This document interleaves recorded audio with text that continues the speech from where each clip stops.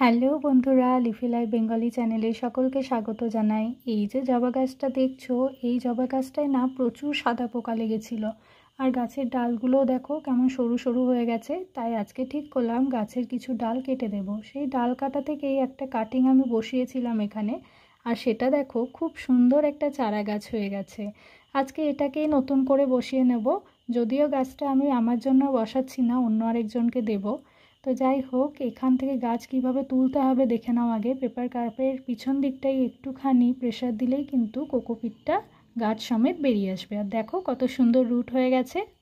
এবার আমি মাটি আর গোবর সার মিশিয়ে নিয়েছি একটা টবে, একটুখানি জায়গা করে নিলাম। আর চারা গাছটাকে খুব আলগা করে বসিয়ে দেব।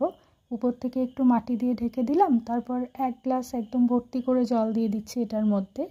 এখন ছোট টবেই রাখবো, পরে বড় টবে কিন্তু এই গাছটা আবার বসিয়ে দেব। দেখো পাতাগুলো খুব সুন্দর হয়ে রয়েছে, কিছুদিন ছায়া জায়গায় রাখার পরে রোদে দেব।